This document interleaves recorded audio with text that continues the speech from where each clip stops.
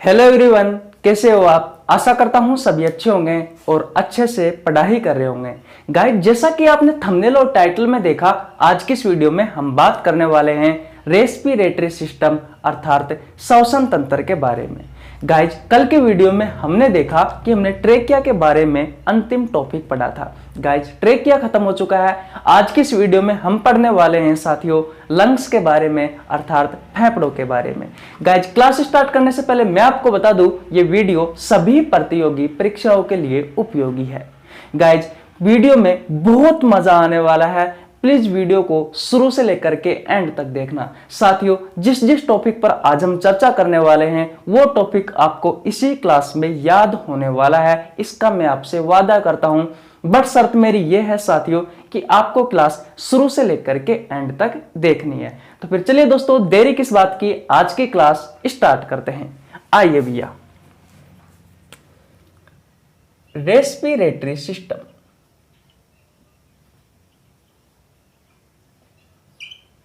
अर्थात श्वसन तंत्र।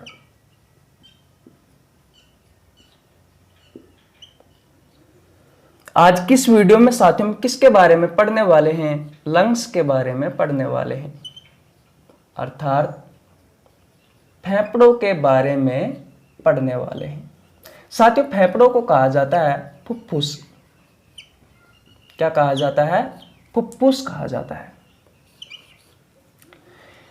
एक बार साथियों हम समझ लेते हैं पिछली क्लासों के बारे में कि हमने पिछली क्लासों में क्या क्या पढ़ा। साथियों, सबसे पहले बात आती है कि भाई साहब रेस्पिरेटरी सिस्टम क्या होता है। तो साथियों, ऐसे अंगों का समूह है जो भाई साहब श्वसन में सहायक हो। उन अंगों के समूह को क्या कहा जाता है? श्वसन तंत्र कहा जाता है, रेस्पिरेटरी सिस्टम कहा जाता है। गाइज, बात यह आती है कि श्वसन क्या है। बात क्या आती है साथियों कि श्वसन क्या है।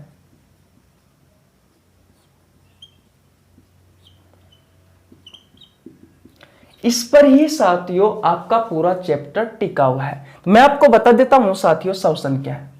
आपके वातावरण में साथियों जो वायु है, जो एयर है, जो हवा है, इसे साथियों हम नाक की सहायता से सबसे पहले हमारे शरीर में प्रवेश करवाते हैं।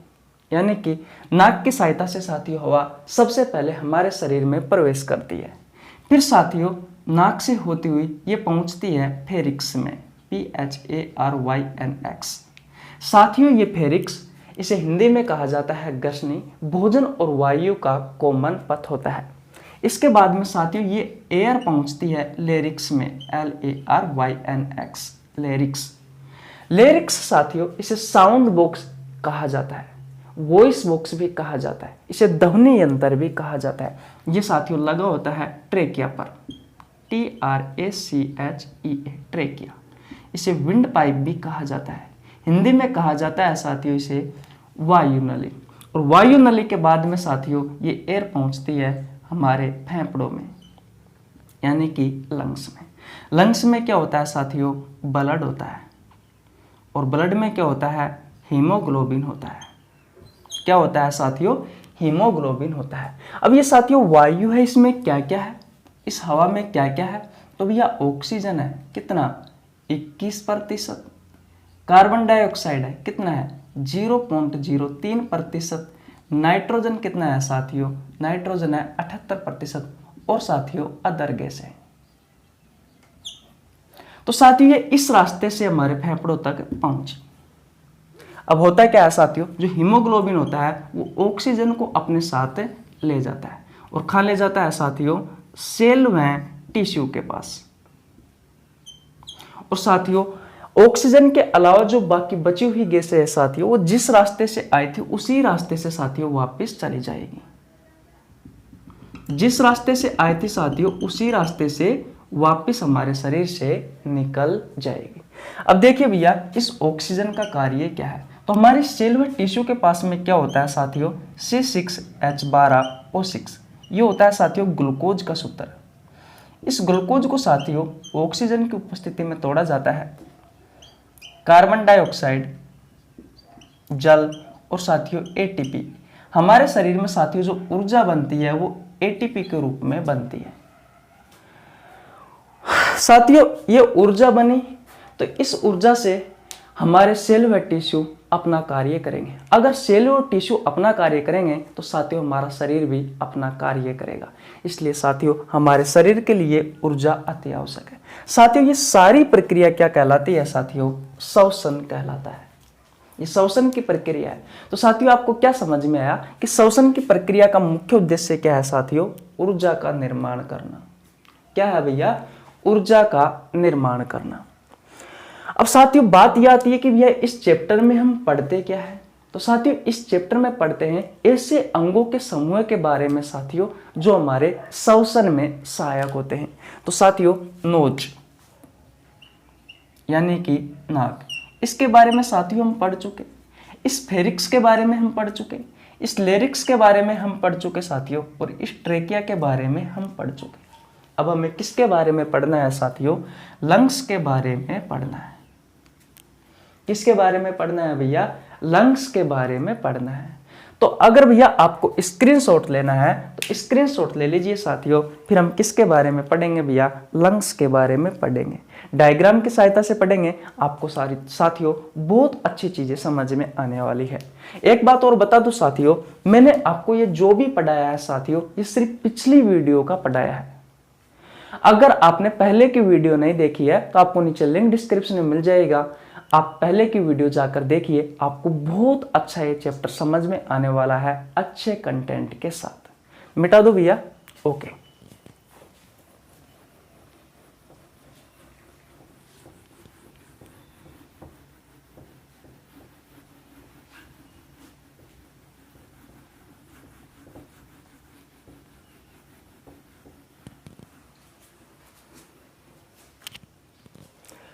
अब देखिए भैया, सबसे पहले बात यह आती है साथियों कि भैया फेफड़ों का अध्ययन क्या कहलाता है।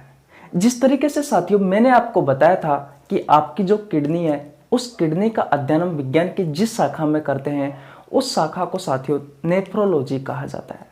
जैसे कि अगर मैं और आपको एग्जाम्पल दूं तो साथियों हृदय का अध्ययन हम विज्ञान की जिस शाखा में करते हैं उस शाखा को साथियों कार्डियोलॉजी कहा जाता है। इसके अलावा साथियों मैं आपको बताऊं कि ब्लड का अध्ययन हम विज्ञान की जिस शाखा में करते हैं उस शाखा को साथियों हीमेटोलॉजी कहा जाता है। और साथियों आपके लीवर का अध्ययन हम विज्ञान की जिस शाखा में करते हैं साथियों उस शाखा को कहा जाता है हीपेटोलॉजी। साथियों आपके मस्तिष्क का अध्ययन हम विज्ञान की जिस शाखा में करते हैं उस शाखा को साथियों न्यूरोलॉजी कहा जाता है। ठीक उसी प्रकार साथियों आपसे जो पहला क्वेश्चन पूछा जाता है आपकी प्रतियोगी परीक्षाओं में वो पूछा जाता है साथियों कि फेफड़ों का अध्ययन यानी कि स्टडी, फेफड़ों का अध्ययन क्या कहलाता है? तो साथियों फेफड़ों का अध्ययन कहलाता है पल्मोनोलॉजी। क्या कहलाता है साथियों? पल्मोनोलॉजी कहलाता है। साथियों पल्मोनो शब्द आपको कहीं पर भी दिखे इसका मतलब क्या है साथियों? इसका मतलब है लंग्स यानी कि आपके फेफड़े। और लॉजी का मतलब क्या है साथियों? टू स्टडी, टू स्टडी यानी कि साथियों फेफड़ों का अध्ययन क्या कहलाता है साथियों? पल्मोनोलॉजी कहलाता है। बात क्लियर है? अगर साथियों आपसे क्वेश्चन पूछा जाए कि भैया फेफड़ों के डॉक्टर को क्या कहा जाता है, जैसे एग्जांपल देता हूं, जैसे साथियों हमने किडनी के बारे में पढ़ा था कि जो किडनी का डॉक्टर होता है साथियों उसे कहा जाता है नेफ्रोलॉजिस्ट। तो साथियों ठीक उसी प्रकार हमारे जो फेफड़े हैं उन फेफड़ों का जो डॉक्टर होता है उसे क्या कहा जाता है? उसे कहा जाता है साथियों पल्मोनोलॉजिस्ट। ये बात हो गई साथियों डॉक्टर की। तो अब तक मैंने आपको क्या बताया कि साथियों फेफड़ों का अध्ययन हम विज्ञान की जिस शाखा में करते हैं उस शाखा को कहा जाता है साथियों पल्मोनोलॉजी। और दूसरी बात मैंने आपको क्या बताया साथियों कि फेफड़ों का जो डॉक्टर होता है उसे कहा जाता है पल्मोनोलॉजिस्ट। अगर आपसे क्वेश्चन पूछा जाए साथियों कि भैया फेफड़ों का जो अस्पताल होता है उसे क्या कहा जाता है? तो पल्मोनो हॉस्पिटल कहा जाता है। बात क्लियर है? और देखिए भैया साथियों हमारे जो फेफड़े होते हैं उनका रंग कैसा होता है? उनका साथियों रंग कैसा होता है? तो रंग होता है साथियों गुलाबी। जो साथियों आपके नेचुरल जो आपके फेफड़े होते हैं साथियों, उनका रंग होता है भैया गुलाबी। वैसे साथियों तंबाकू का सेवन करने के पश्चात साथियों आपके फेफड़े ब्लैक भी हो जाते हैं। तो अगर कोई आपसे क्वेश्चन पूछे कि आपके फेफड़ों का रंग कैसा होता है साथियों, तो भैया गुलाबी होता है नेचुरल। ये बात आपको समझ में आ गई। इसके अलावा और देखिए भैया, इसकी लोकेशन की बात करते हैं।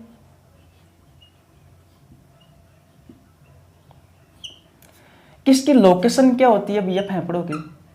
तो आपको पता है साथियों आपके फेफड़े कहां उपस्थित होते हैं? आपके फेफड़े उपस्थित होते हैं साथियों पसली पिंजरा में, यानी कि साथियों पसलियों के नीचे। पसलियों के नीचे साथियों, पसलियों के नीचे जो खाली जगह है उसे कहा जाता है थोरेसिक कैविटी, यानी कि जहां पर हमारे हृदय और साथियों जो फेफड़े होते हैं वो किस कैविटी में उपस्थित होते हैं। अगर आपसे क्वेश्चन पूछा जाए साथियों कि आपके हृदय और फेफड़े किस कैविटी में उपस्थित होते हैं, तो ध्यान रखना साथियों थोरेसिक कैविटी में उपस्थित होते हैं। ये कैविटी क्या होती है? तो साथियों आपके शरीर में जो खाली जगह होती है उसे कहा जाता है कैविटी। हर कोई अंग के साथियों अलग अलग कैविटी होती है, इस बात का आपको ध्यान रखना है। जैसे कि आपका ब्रेन किस कैविटी में उपस्थित होता है, तो साथियों क्रेनियम कैविटी में उपस्थित होता है। बात आपको समझ में आई? साथियों आपका हृदय किस कैविटी में उपस्थित होता है, तो साथियों पर्सनल हृदय की जो कैविटी है वो है साथियों कार्डियक नोच। आपके दांत साथियों किस कैविटी में उपस्थित होते हैं, तो साथियों लुगदी गुहा में उपस्थित होते हैं। ठीक उसी प्रकार साथियों अगर आपसे क्वेश्चन पूछा जाए कि आपके हृदय किस कैविटी में उपस्थित होते हैं, तो साथियों थोरेसिक कैविटी में उपस्थित होते हैं। थोरेसिक कैविटी में उपस्थित होते हैं। किस कैविटी में उपस्थित होते हैं मित्र? थोरेसिक कैविटी में उपस्थित होते हैं। पसलियों के नीचे कहने का मतलब साथियों पसली पिंजरा में, जो पसली पिंजरा होता है साथियों, इस पसली पिंजरा में साथियों पसली पिंजरा, इस पसली पिंजरा में साथियों आपका हार्ट यानी कि हृदय और साथियों आपका जो लंग्स है, जो फेफड़ा है साथियों, ये दोनों सुरक्षित रहते हैं। ये इसकी लोकेशन है। अब साथियों पसली पिंजरा क्या होता है, तो सबसे पहले मैं आपको बता दूं साथियों, ये पसली पिंजरा बना होता है रीढ़ की हड्डी से, रीढ़ की हड्डी से, और उसके अलावा साथियों ये बना होता है आपकी सीने की अस्थि से। सीने की अस्थि को क्या कहा जाता है? सीने की अस्थि को कहा जाता है स्टर्नम। क्या कहा जाता है? सीने की अस्थि को स्टर्नम कहा जाता है। तो भैया आपकी जो पसलियां है, पसलियां कितनी होती है? पसलियां होती है भैया 12 जोड़ी। ये पसलियां पीछे की तरफ तो साथियों हमारी रीढ़ की हड्डी से जुड़ी हुई होती है, और आगे की तरफ भैया हमारे जो सीने की अस्थि है स्टर्नम, इससे जुड़ी हुई होती है। और साथियों पसलियों का जो बीच का जो खोखला भाग है, उस खोखले भाग में भैया आपका हृदय और आपका जो लंग्स है, आपके जो फेफड़े हैं साथियों, ये भैया सुरक्षित रहते हैं। तो अब आपको समझ में आया कि भैया पसली पिंजरा क्या होता है। ये पसली पिंजरा साथियों रीढ़ की हड्डी, सीने की अस्थि और साथियों पसलियों से बना होता है। इसमें कौन कौन सुरक्षित रहता है, तो भैया इसमें हमारा हृदय और साथियों हमारे फेफड़े सुरक्षित रहते हैं। बोलो भैया ये बातें आपको समझ में आई या नहीं है? बोलो भैया जी। स्क्रीनशॉट नहीं लिया है तो स्क्रीनशॉट ले लीजिए, और बातें मैं आपको बताता हूं। अब बात आती है साथियों कि इसका वजन कितना होता है। वजन, तो साथियों हमारे जो लंग्स है, हमारे जो फेफड़े हैं, इनका वजन होता है भैया 1.3 kg से लेकर के 1.5 kg। कितना होता है साथियों? 1.3 से लेकर के 1.5 kg वजन, वेट, भार। जैसे मैंने आपको बताया था कि जो आपकी किडनी है साथियों, उस किडनी का वजन कितना होता है, तो भैया उस किडनी का वजन होता है 170 ग्राम। एक किडनी की बात कर रहा हूं। मैंने आपको दोनों किडनियों का वजन बताया था साथियों 340 ग्राम। बात आपको समझ में आ गई। ठीक उसी तरीके से साथियों अगर आपसे क्वेश्चन पूछा जाए तो आपके दोनों फेफड़ों का जो भार होता है साथियों वो कितना होता है, 1.3 से लेकर के 1.5 kg। बात आपको समझ में आ गई। अगर साथियों ये सभी बातें आपको समझ में आ गई है भैया तो स्क्रीनशॉट ले लीजिए। एक बार और रिवीजन करवा देता हूं। फेफड़ों का अध्ययन क्या कहलाता है, पल्मोनोलॉजी। फेफड़ों के डॉक्टर को क्या कहा जाता है, पल्मोनोलॉजिस्ट कहा जाता है। फेफड़ों के अस्पताल को क्या कहा जाता है, पल्मोनो हॉस्पिटल कहा जाता है। साथियों इसका नेचुरल रंग कैसा होता है फेफड़ों का, तो गुलाबी होता है। आपके फेफड़े की लोकेशन क्या है, जगह कौन सी है, तो साथियों फेफड़ों के नीचे सुरक्षित रहते हैं, पसली पिंजरा में उपस्थित होते हैं, थोड़े सी कैविटी में उपस्थित होते हैं। पसली पिंजरा किस किस का बना हुआ होता है, रीढ़ की हड्डी, सीने की अस्थि और पसलियों से।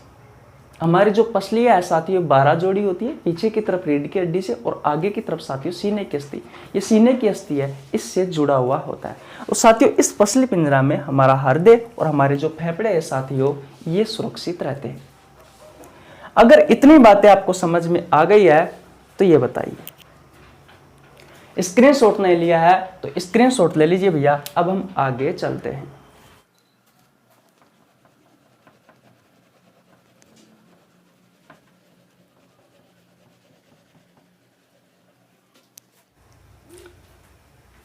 अब साथियों हम फेफड़े की आगे की कहानी डायग्राम की सहायता से समझेंगे। ओके भैया, देखिए कल भी मैंने आपको डायग्राम बना के बताया था, आज भी बता देता हूं।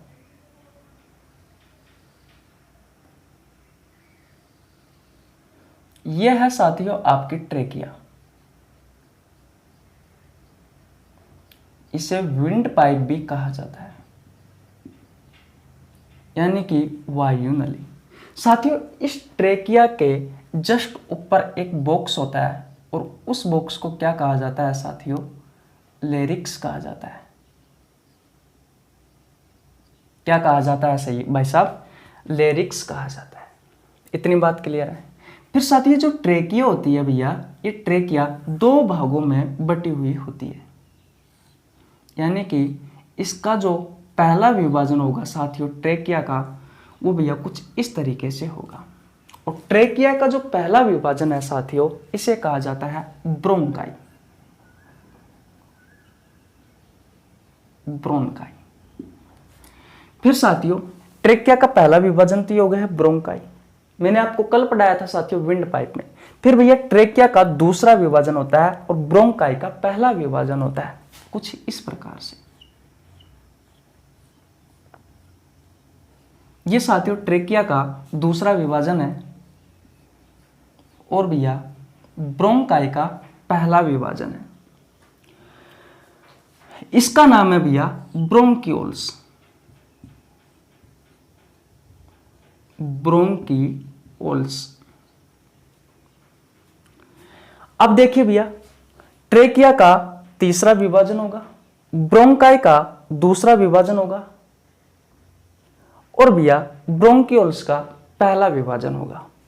जिस तरीके से साथियों अंगूर की संरचना होती है, जिसमें अंगूर के गुच्छे में अंगूर जिस तरीके से लगा हुआ होता है, ठीक उसी तरीके से भैया ये जो संरचना है अंगूर के समान आपको दिखाई देती है और यह अंगूर के समान लगी हुई होती है।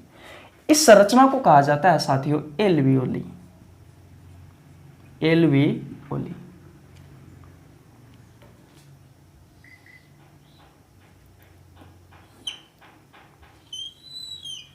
यह है साथियों आपका दायां लंग्स, दायां फेफड़ा। ध्यान रखना है साथियों जो दायां फेफड़ा होता है वो भैया बड़ा होता है,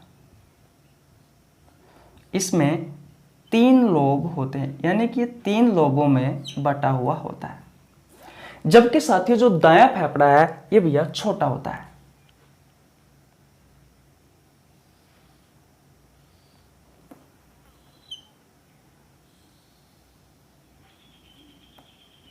छोटा बना देता हूं मैं। दायां फेफड़ा कैसा होता है साथियों, छोटा होता है। सॉरी दायां नहीं, बायां फेफड़ा। कैसा फेफड़ा है साथियों ये, बायां फेफड़ा। छोटा क्यों होता है साथियों, उसके पीछे की एक कहानी है। ये जो जगह आपको दिख रही है साथियों, इस जगह को कहा जाता है कार्डियक नोच। कार्डियक नोच। इसमें साथियों हमारा जो हृदय है, ये हृदय उपस्थित होता है। बोलो यहां तक की कहानी आपको समझ में आई। और देखिए भैया, हमारे फेफड़ों को सुरक्षा प्रदान करने के लिए साथियों एक झिल्ली पाई जाती है, और उस झिल्ली को कहा जाता है भैया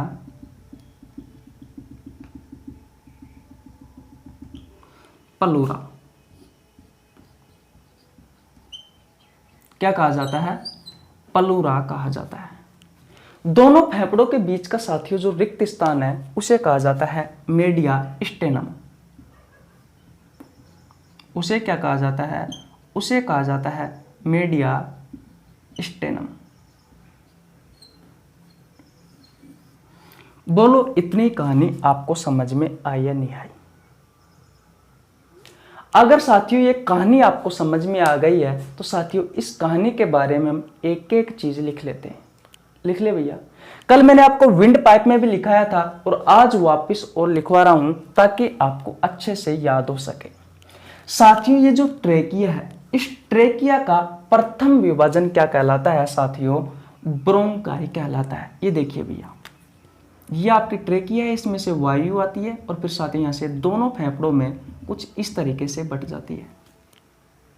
तो भैया ट्रेकिया, ट्रेकिया को हिंदी में कहा जाता है साथियों वायु नली। इसे विंड पाइप भी कहा जाता है।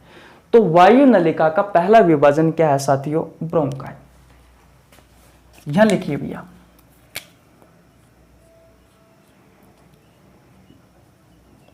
विंड पाइप या फिर ट्रेकिया का पहला विभाजन क्या कहलाता है साथियों? ब्रोंकाई कहलाता है। दूसरे पेन से लिख देता हूं ताकि आपको अच्छे से समझ में आ सके। ब्रोंकाई, पहली चीज समझ में आ गई, दिख तो रहा ना आपको? हाँ। अगली चीज देखिए, अब साथियों हुआ क्या कि जो विंड पाइप है इसका तो होगा दूसरा विभाजन,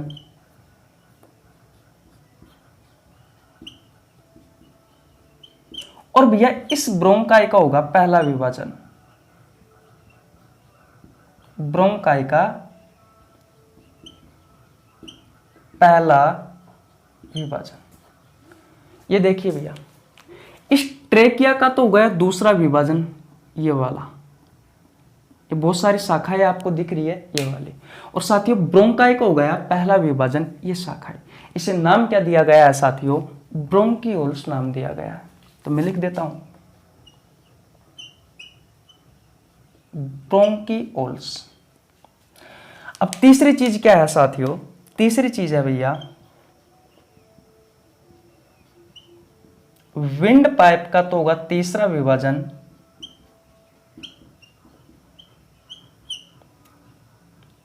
और साथियों ब्रोंकाई का होगा दूसरा विभाजन, और भैया ये जो ब्रोंकियोल्स है इसका होगा भैया पहला विभाजन।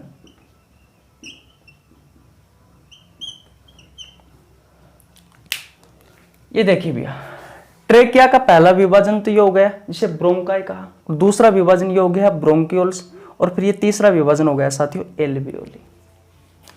तो मैं लिख सकता हूं एल्वियोली।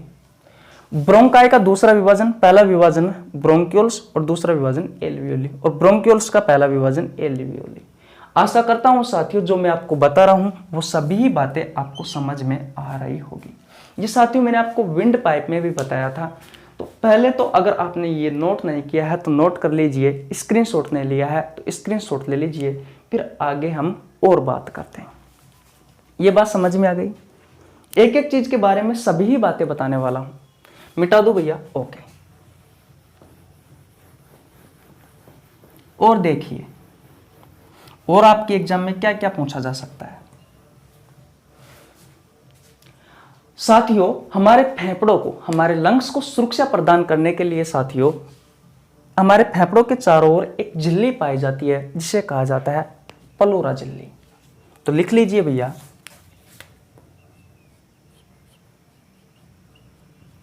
फेफड़ों को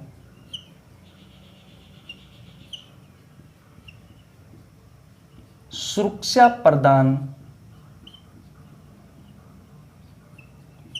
करने के लिए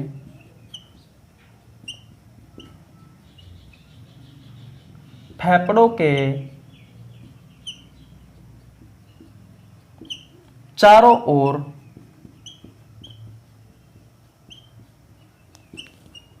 एक झिल्ली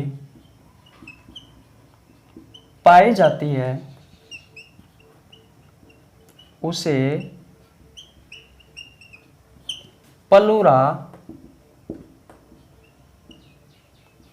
कहा जाता है। अब ये साथियों, ये जो प्लूरा है ये भैया दो परतों से मिलकर के बनी है। एक परत का नाम है साथियों पेराइटल प्लूरा और दूसरी परत का नाम है साथियों विसरल प्लूरा। साथियों, इन दोनों परतों के बीच में एक लिक्विड भरा हुआ होता है, एक द्रव भरा हुआ होता है। उस द्रव को कहा गया है साथियों प्लूरल फ्लूइड। Pleural fluid. साथियों, न्यूमोनिया जो बीमारी होती है, अभी बताऊंगा साथियों न्यूमोनिया बीमारी के बारे में भी, जब हम साथियों चैप्टर के एंड में श्वसन तंत्र से संबंधित साथियों जब हम बीमारी पढ़ेंगे तब मैं आपको न्यूमोनिया के बारे में भी बताऊंगा। इस न्यूमोनिया बीमारी में क्या होता है, ये जो प्लूरल फ्लूइड होता है साथियों, इसमें पस पड़ जाता है। क्या पड़ जाती है साथियों?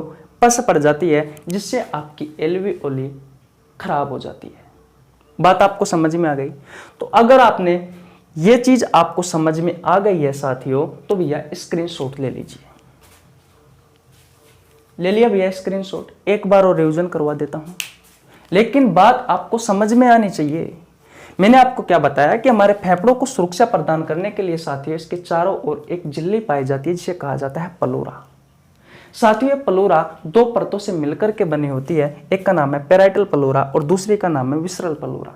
साथियों, पेराइटल प्लूरा और विसरल प्लूरा के बीच में एक द्रव भरा रहता है जिसे कहा जाता है प्लूरल फ्लूइड। साथियों, न्यूमोनिया जैसी खतरनाक बीमारी में साथियों इस प्लूरल फ्लूइड में पस पड़ जाता है। इतनी बात आपको समझ में आ गई? तो भैया मिटा देता हूं और देखिए भैया,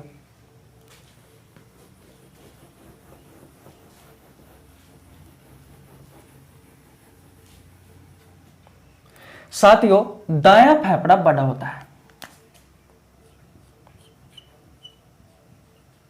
दायां फेफड़ा बड़ा होता है और भैया जो बायां फेफड़ा है वो छोटा होता है। अब भैया क्यों होता है? तो पहली बात तो यह है साथियों कि जो दायां फेफड़ा है साथियों ये 3 लोब में बटा हुआ होता है और जो दायां फेफड़ा जो बायां फेफड़ा है साथियों ये भैया 2 लोब में बटा हुआ होता है। तो पहली बात मैं लिख लेता हूं साथियों कि दायां फेफड़ा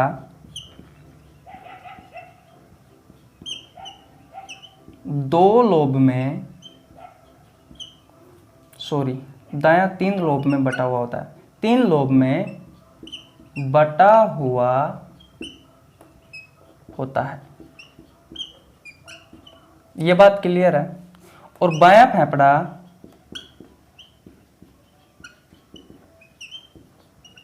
दो लोब में बटा हुआ होता है। यह बात आपको समझ में आई? दूसरी बात देखिए भैया, जो बायां फेफड़ा है इस बायां फेफड़ा में साथियों आपका जो हृदय है वो कुछ इस जगह से साथियों कटा हुआ होता है और यहां पर क्या होता है साथियों हृदय उपस्थित होता है। तो ध्यान रखना साथियों कि जो बायां फेफड़ा है इस बाएं फेफड़े में एक जगह है और उस जगह का नाम क्या है? कार्डियक नोच। इस कार्डियक नोच में साथियों आपका जो हार्ट है, जो हृदय है साथियों, ये उपस्थित होता है। एक ये भी कारण है साथियों कि बायां फेफड़ा इसके कारण भी छोटा होता है।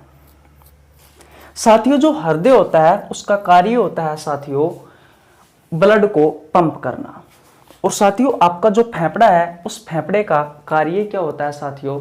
ब्लड को शुद्ध करना। तो अगर आपको यह बात समझ में आ गई है तो स्क्रीनशॉट ले लीजिए, फिर और बात करते हैं साथियों। मिटा दूं? ओके।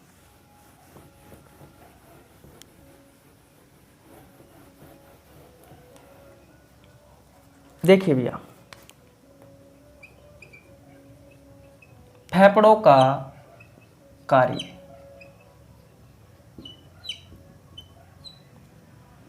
फेफड़ों का कार्य क्या है साथियों? ब्लड को शुद्ध करना। अब साथियों इसके बारे में समझाने से पहले साथियों मैं आपको दो चीजों के बारे में समझाना चाहता हूं। एक होता है साथियों शुद्ध ब्लड,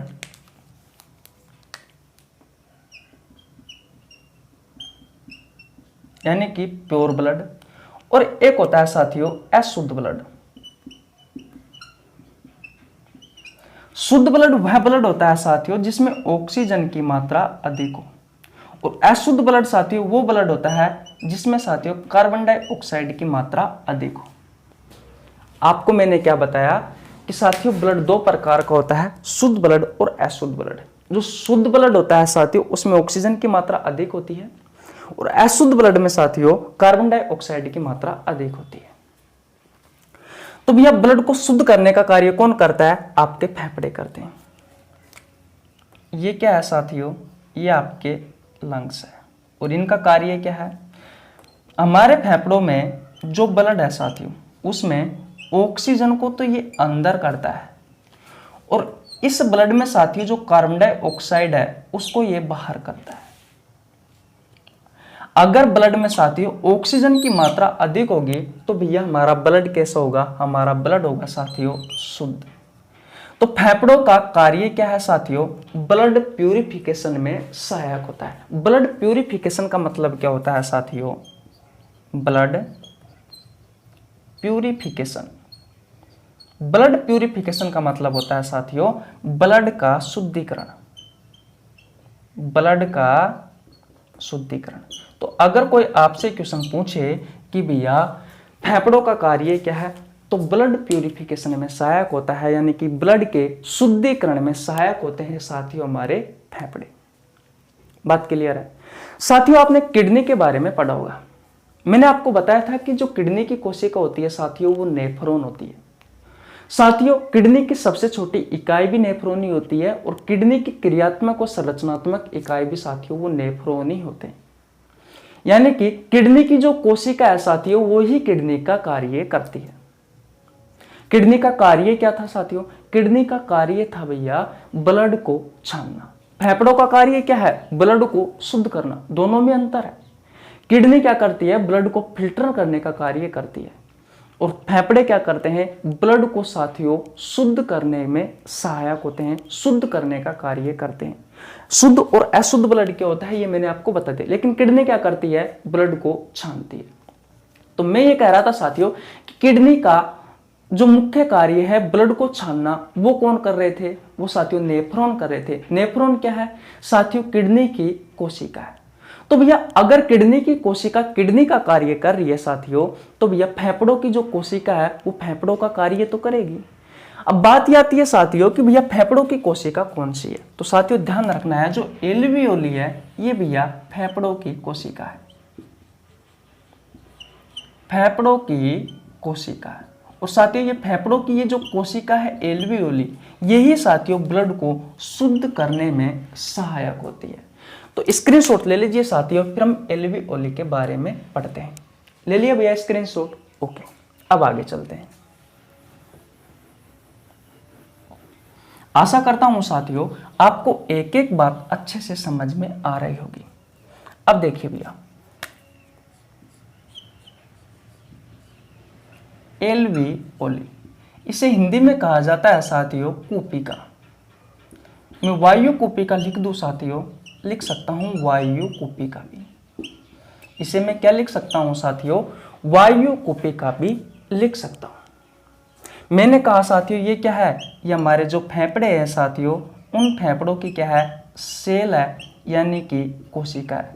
जो साथियों फेफड़ों का कार्य होगा वो कौन करेगा भैया, वो एल्वियोली करेगी, कूपिका करेगी। फेफड़ों का कार्य क्या था साथियों, ब्लड को शुद्ध करना। तो साथियों ब्लड को शुद्ध करने का कार्य कौन करेगा भैया, ये एल्वियोली करेगी, ये कूपिका करेगी। बात क्लियर है। तो साथियों मैं लिख सकता हूं कि जो एल्वियोली है, ये एल्वियोली फेफड़ों की सबसे छोटी इकाई है। और भैया इसके बारे में एक कथन हो रहा है कि ये फेफड़ों की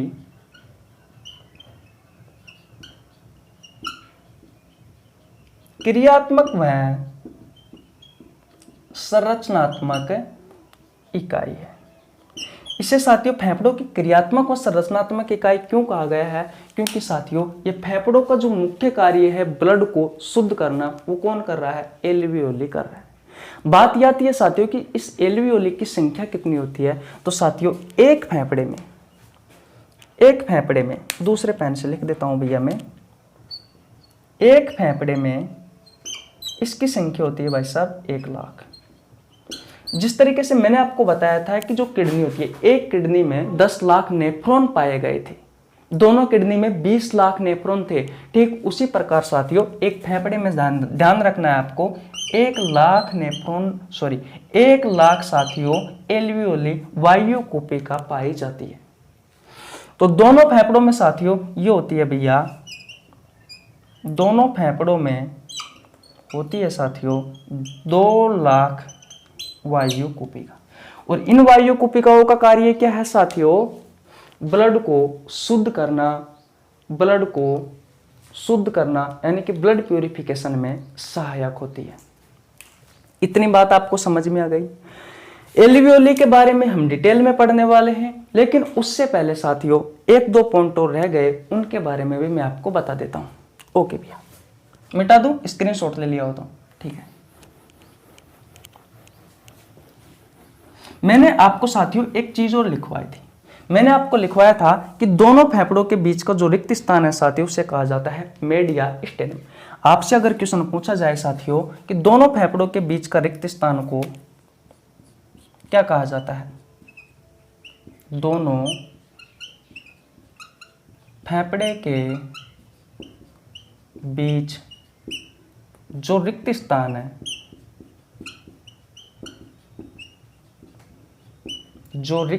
है, उसे क्या कहा जाता है, उसे कहा जाता है भैया मेडिया स्टेनम। उसे क्या कहा जाता है भैया, उसे मेडिया स्टेनम कहा जाता है। उसे क्या कहा जाता है भैया, उसे मेडिया स्टेनम कहा जाता है। ओके भैया, जब साथियों मेडिया स्टेनम, इस मेडिया स्टेनम का आकार छोटा हो जाता है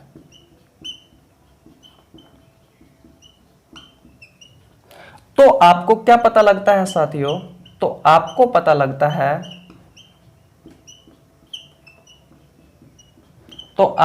लगता है कि फेफड़ों में सूजन आ गया है, फेफड़ों में सूजन आ गया है। अब समझिए भैया किस तरीके से आपको लगेगा कि भैया फेफड़ों में सूजन आ गया है। मैंने कहा कि दोनों फेफड़ों के बीच का जो रिक्त स्थान है साथियों, ये जो दूरी है, एक ये फेफड़ा और ये फेफड़ा, इन दोनों के बीच की जो दूरी है साथियों, इसे कहा गया है मेडिया स्टेनम। क्या कहा गया है, मेडिया स्टेनम कहा गया है। अब साथियों अगर ये मेडिया स्टेनम का आकार छोटा हो जाएगा, मान लीजिए मैंने आपसे कहा कि ये मेडिया स्टेनम का आकार सिर्फ इतना बचा है, तो इसका मतलब क्या है साथियों कि ये फेफड़े है साथियों, ये यहां तक आ गए हैं। तो इसका मतलब फेफड़ों ने मोटाई ली है। मोटाई कब होती है साथियों, जब भैया फेफड़ों में सूजन आता है तब। तो ध्यान रखना है साथियों, दोनों फेफड़ों के बीच का जो रिक्त स्थान होता है उसे मेडिस्टेनम कहा जाता है। जब मेडिस्टेनम का आकार छोटा हो जाता है तो उस समय भैया, तो उस समय आपको पता लगता है कि फेफड़ों में सूजन आ गया है। इतनी बात क्लियर है। स्क्रीनशॉट नहीं लिया है तो स्क्रीनशॉट ले लीजिए साथियों। अब हम पढ़ेंगे कि एल्वियोली किस तरीके से कार्य करती है। उससे पहले कुछ महत्वपूर्ण बातें हैं जो हृदय और फेफड़ों से संबंधित हैं, उसके बारे में जानेंगे। और लास्ट एंड फाइनल साथियों हमारा जो तथ्य होगा वो एल्वियोली के बारे में होगा। मैं आशा करता हूं साथियों अब तक मैंने आपको जो भी बातें बताई है वो सभी बातें आपको बहुत अच्छे से समझ में आ गई होगी। बोलो भैया आ गई ना। अगर आपको साथियों हमारी बातें समझ में आ रही है तो भैया वीडियो को लाइक कर दीजिए, आपके छोटे भाई के लिए एक प्यारा सा कमेंट कर दीजिए। चैनल पर नया है तो चैनल को सब्सक्राइब कर लेना, बेल आइकन को प्रेस कर लेना, जिससे आपके पास हमारी वीडियो का नोटिफिकेशन टाइम टू टाइम पहुंच सके। ओके भैया अब मिटा देता हूं।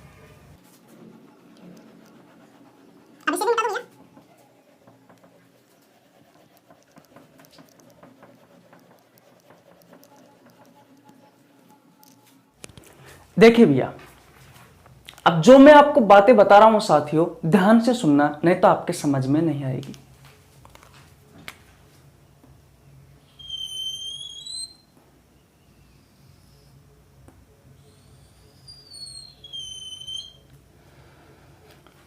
साथियों ये क्या है भैया, ये है आपका हृदय, हार्ट।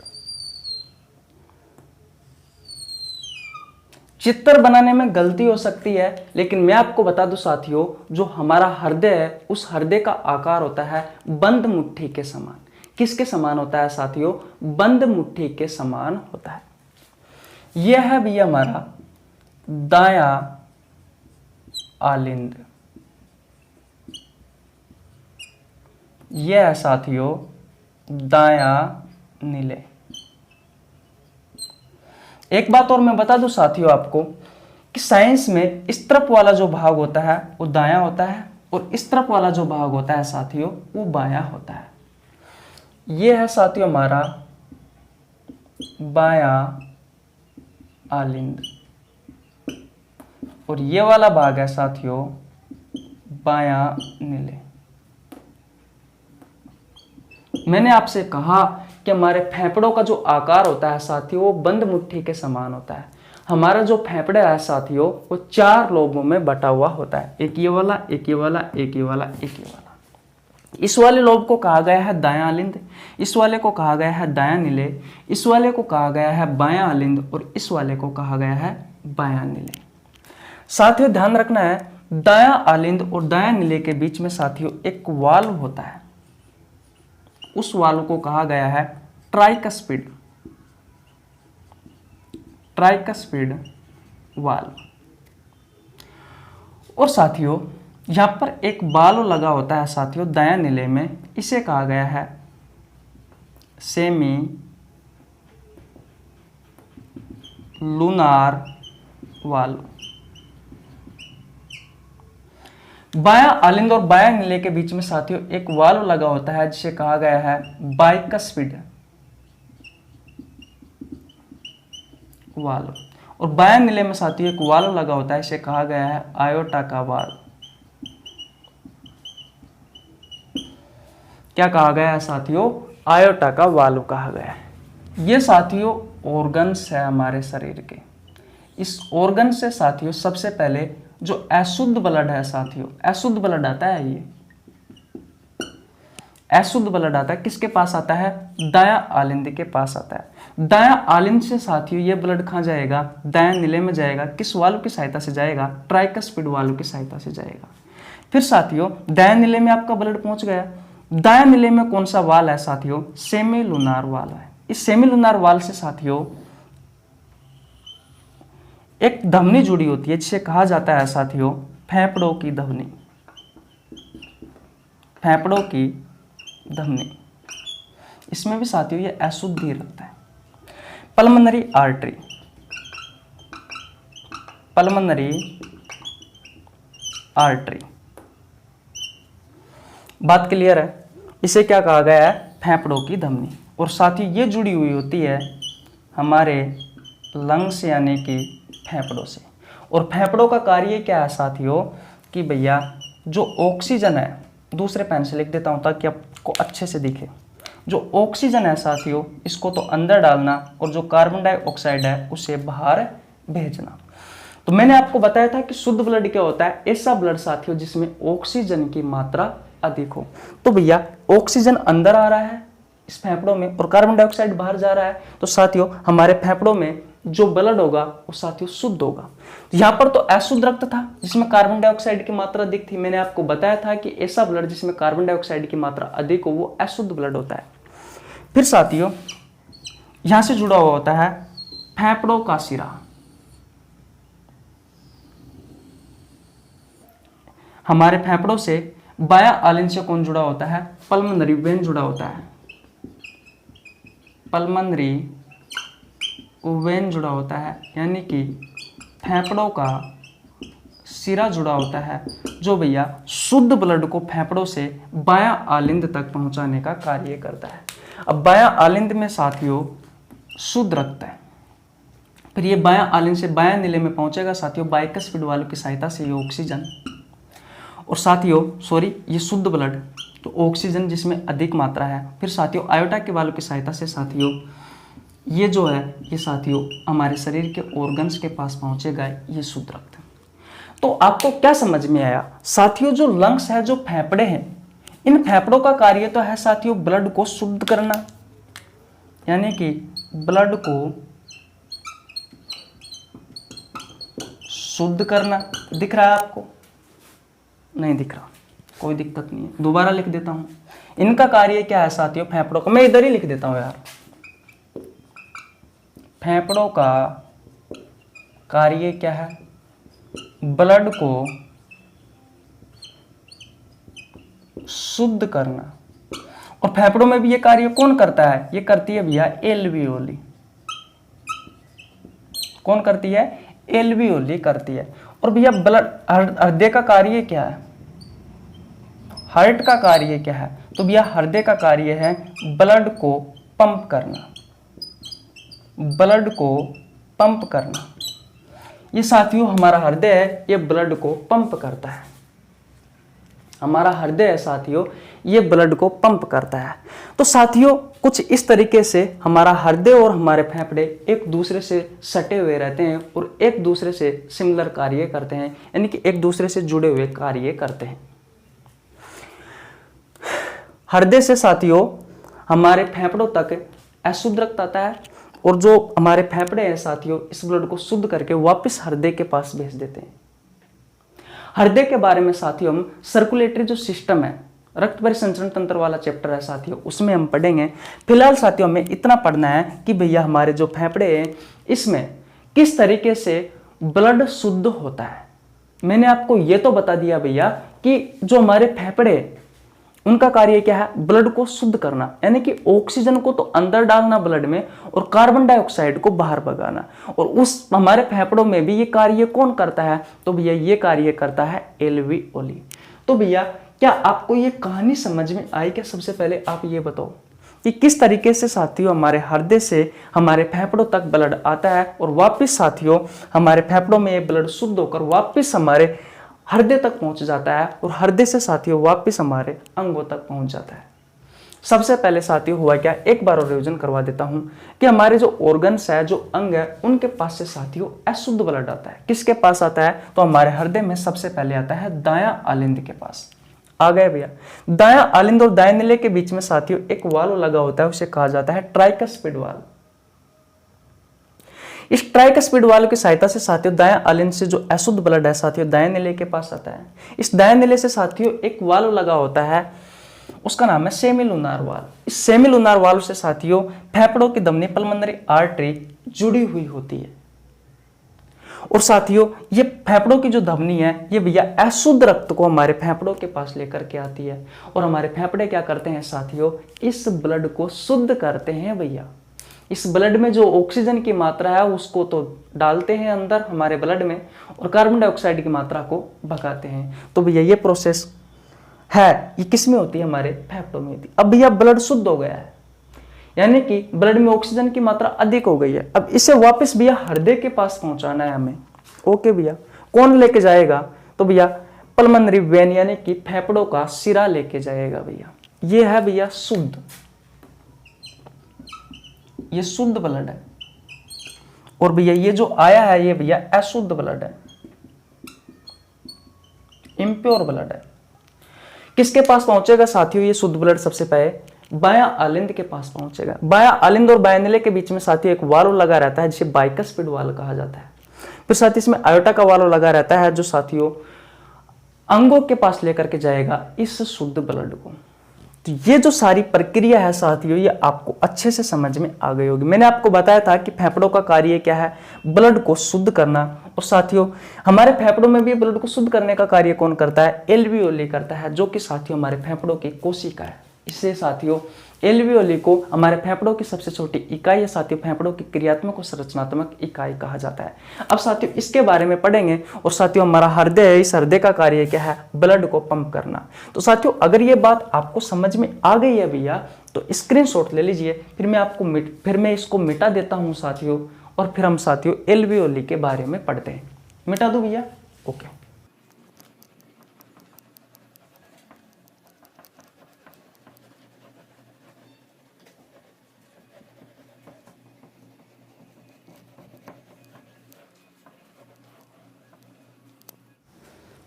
अब देखिए भैया, अब हम किसके बारे में पढ़ेंगे साथियों? अब हम पढ़ेंगे भैया एल्वियोली के बारे में।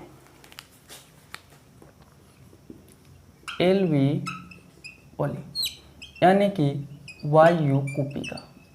साथियों इस वायु कुपिका में क्या होता है? गैसों का आदान प्रदान होता है। यानी कि जो हमारा ब्लड है उस ब्लड में जो ऑक्सीजन है उस ऑक्सीजन को तो अंदर डालेगा और कार्बन डाइऑक्साइड को बाहर भगाएगा। तो मैं लिख सकता हूं साथियों कि एल्वियोली में गैसों का आदान प्रदान होता है, आदान प्रदान होता है। मैंने आपको साथियों इस एल्वियोली, इस वायु कुपिका की संरचना किस तरीके से बताई थी? तो मैंने आपको बताई थी साथियों कि कुछ अंगूर के समान इसकी संरचना होती है, कुछ इस तरीके से होती है। ये साथियों फेफड़ों की सबसे छोटी कोशिका है। नाम क्या है? एल्वियोली वायु कुपिका। जो फेफड़ों का कार्य है साथियों वो किस में होता है? इस एल्वियोली में होता है। तो एक तरफ तो साथियों मैं लिख देता हूं हार्ट यानी कि हृदय, क्योंकि हमारा फेफड़े हृदय से जुड़ा हुआ होता है। और दूसरी तरफ से साथियों हमारे फेफड़ों तक क्या पहुंचती है? वायु पहुंचती है, एयर पहुंचती है। क्या पहुंचती है? एयर, वायु। इसमें क्या क्या होता है? ऑक्सीजन होता है साथियों, इसमें कितना होता है? 21% होता है। कार्बन डाइऑक्साइड होता है 0.03%। नाइट्रोजन कितना होता है साथियों? 78%। और साथियों अदर गैसें होती है। तो एयर साथियों सबसे पहले कहां पे आएगी? नाक की सहायता से, नोज की सहायता से हमारे शरीर में प्रवेश करेगी। नोज के बाद में साथियों कहां पे प्रवेश करेगी? नोज के बाद में साथियों फेरिक्स, PHARYNX, मैं आपको बता चुका, गर्सनी में प्रवेश करेगी। गर्सनी के बाद में साथियों लेरिक्स, LARYNX, ये लेरिक्स लगा होता है साथियों विंड पाइप में। फिर साथियों विंड पाइप दो भागों में बटी हुई होती है, उसे कहा जाता है ब्रोंकाई। फिर साथियों ब्रोंकाई के बाद में ये जो एयर है ये पहुंचेगी ब्रोंकियोल्स में, ब्रोंकियोल्स। और फिर साथियों ब्रोंकियोल्स के बाद में ये पहुंचेगी साथियों एल्वियोली में। यानी कि सही लिखा हुआ है क्या? एल्वियोली, दोबारा लिख देता हूं, एल्वियोली में, यानी कि वायु कुपिका में, वायु कुपिका में। तो साथियों मैं डायरेक्ट ये वाला मार्क को ना छून करके साथियों मैं डायरेक्ट यहां आपकी ये लिख देता हूं ब्रोंकियोल्स। समझ जाना आप, इस ब्रोंकियोल से साथियों ये हवा आ रही है। क्या आ रही है? हवा आ रही है। और इस हवा में ऑक्सीजन की मात्रा कितनी है? 21%। और कार्बन डाइऑक्साइड की मात्रा कितनी है? 0.03%। ये बात आपको समझ में आ गई किस तरीके से साथियों हमारी वायु, हमारी एल्वियोली यानी वायु कुपिका तक पहुंची। दूसरी तरफ क्या? हृदय। हृदय से साथियों मैंने अभी अभी आपको बताया था फेफड़ों की धमनी, जो पल्मोनरी जो आर्टरी होती है साथियों, वो भैया फेफड़ों के पास क्या लेके जाती है, ब्लड लेकर के जाती है। तो ये भैया ब्लड गया, कैसा ब्लड है ये भैया अशुद्ध ब्लड है। कैसा ब्लड है, अशुद्ध ब्लड है। इसमें साथियों कार्बन डाइऑक्साइड की मात्रा अधिक होती है और ऑक्सीजन की मात्रा कम होती है। अब साथियों इस वायु कूपिका में, यह वायु कूपिका, इस वायु कूपिका में साथियों गैसों का आदान प्रदान होगा, गैसों का आदान प्रदान होगा। अब साथियों गैसों का आदान प्रदान किस प्रक्रिया के द्वारा होगा, तो साथियों आपने नाम सुन रखा होगा, फिजिक्स में पढ़ाया जाता है, विसरण प्रक्रिया द्वारा होगा। विसरण की प्रक्रिया क्या होती है उसके बारे में सुनिए साथियों। विसरण की प्रक्रिया होती है, विसरण की प्रक्रिया में क्या होता है, हवा का उच्च दाब वाला जो अणु है वह निम्न दाब वाले अणु की ओर गमन करता है। यह प्रक्रिया क्या कहलाती है, विसरण की प्रक्रिया कहलाती है। तो भैया इस विसरण की प्रक्रिया यहां पर होगी। अब देखिए, एक तरफ तो है आपका हार्ट यानी कि हृदय, और दूसरी तरफ है साथियों आपकी एयर जो नाक की सहायता से आई है। इसमें साथियों ऑक्सीजन की मात्रा अधिक है, दिख रहा है, और इसमें साथियों हृदय में ऑक्सीजन की मात्रा कम है, क्योंकि हृदय में क्या है, ब्लड है जो कि वायु कूपिकाओं के पास जा रहा है, और इसमें कार्बन डाइऑक्साइड की मात्रा अधिक है और इसमें साथियों कार्बन डाइऑक्साइड की मात्रा कम है। अब मैंने कहा कि विसरण की प्रक्रिया यहां पर लागू होती है वायु कूपिकाओं में। विसरण की प्रक्रिया क्या होती है, हवा का उच्च दाब वाला अणु निम्न दाब वाले अणु की ओर साथियों गमन करता है। तो भैया ये ऑक्सीजन है इसकी मात्रा अधिक है एयर में, क्योंकि कितना है ये 21% है, कितना है 21% है, और कार्बन डाइऑक्साइड कितना है साथियों 0.03% है। तो भैया ये उच्च दाब वाला अणु है, तो भैया ये उच्च दाब वाला अणु निम्न दाब वाले अणु की ओर गया, और हृदय में कार्बन डाइऑक्साइड की मात्रा अधिक है, तो ये उच्च दाब वाला अणु निम्न दाब वाले अणु की ओर गया। अब साथियों दोनों अलग अलग हो गए। साथियों अब ये जो ब्लड है, इस ब्लड में भाई साहब ऑक्सीजन की मात्रा अधिक हो गई, क्योंकि इस तरफ से इस तरफ आ गया ऑक्सीजन का अणु, और कार्बन डाइऑक्साइड साथियों इस तरफ से इस तरफ चला गया।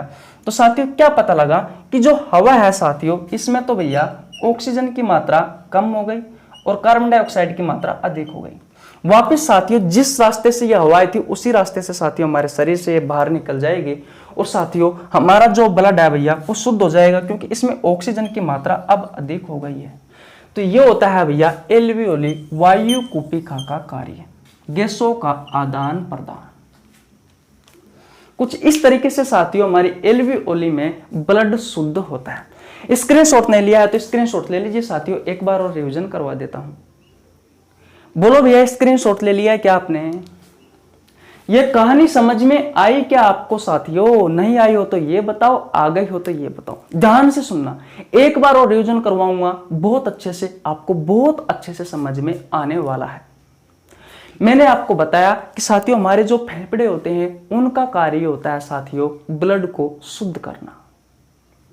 फेफड़ों की जो कोशिका होती है साथियों वो होती है एल्वियोली यानी कि कूपिका। साथियों इसलिए फेफड़ों का जो कार्य है ब्लड को शुद्ध करना, वो कार्य कौन करता है साथियों? आपकी वायु कूपिका एल्वियोली करती है। एक फेफड़े में साथियों ये कूपिकाओं की संख्या 1 लाख होती है, दोनों फेफड़ों में साथियों 2 लाख होती है। तो हम 2 लाख का डायग्राम तो बना नहीं सकते, हम साथियों एक वायु कूपिका का डायग्राम बनाएंगे, और साथियों उसका जो कार्य है ठीक उसी प्रकार 2 लाख वायु कूपिका यानी कि एल्वियोली का कार्य है। बात आपको समझ में आ गई?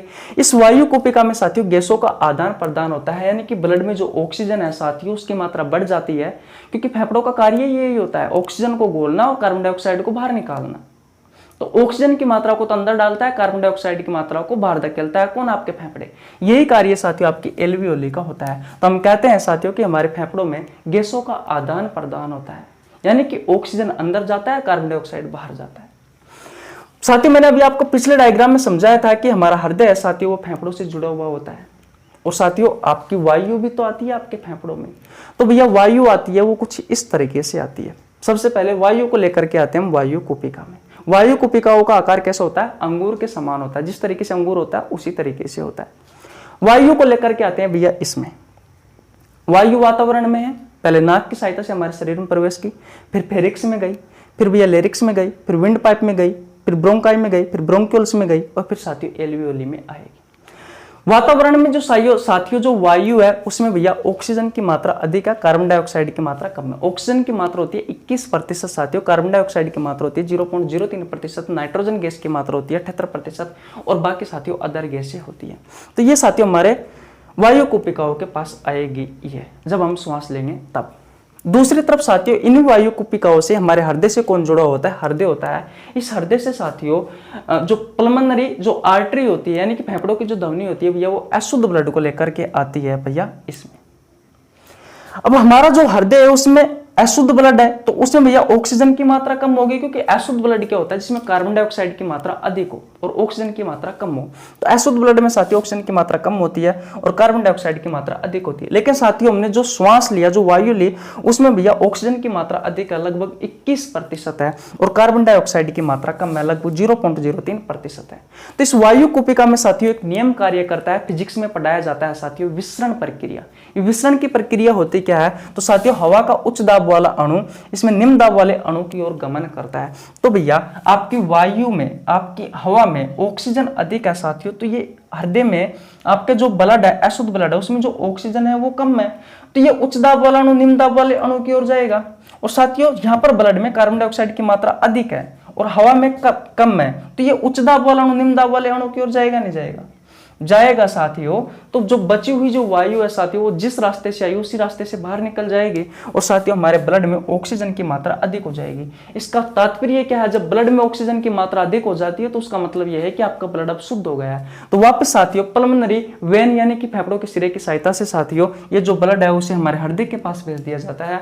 हृदय साथियों हमारे ब्लड को पंप करता है और विभिन्न ऑर्गन के पास भेज दिया जाता है। तो साथियों हमारा एल्वियोली का मुख्य कार्य क्या हो गया साथियों? ब्लड का शुद्धिकरण, जो कि आपको बहुत अच्छे से समझ में आ गया होगा कि किस तरीके से साथियों हमारे फेफड़ों में ब्लड का शुद्धिकरण होता है। कौन करता है? एल्वियोली करता है। अगर ये सारी बातें आपको समझ में आ गई है साथियों तो समझ लेना भैया आपको ये पूरा चैप्टर समझ में आ गया। ये पूरा चैप्टर आपको समझ में आ गया।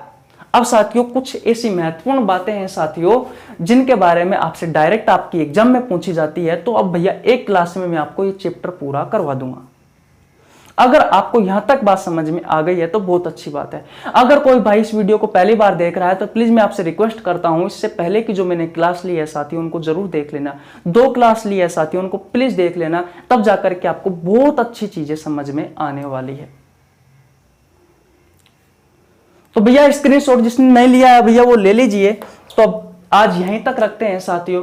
कल साथियों मैं इस चैप्टर को खत्म कर दूंगा, इसके संबंधित बीमारी पढ़ेंगे और साथियों आपके एग्जाम में जो पूछे जाने वाले जो क्वेश्चन है उनके बारे में चर्चा करने वाले हैं, जैसे कि डायफ्राम, ब्रीथिंग क्या होता है और बहुत सारी चीजें हैं साथियों उनके बारे में हम पढ़ने वाले हैं।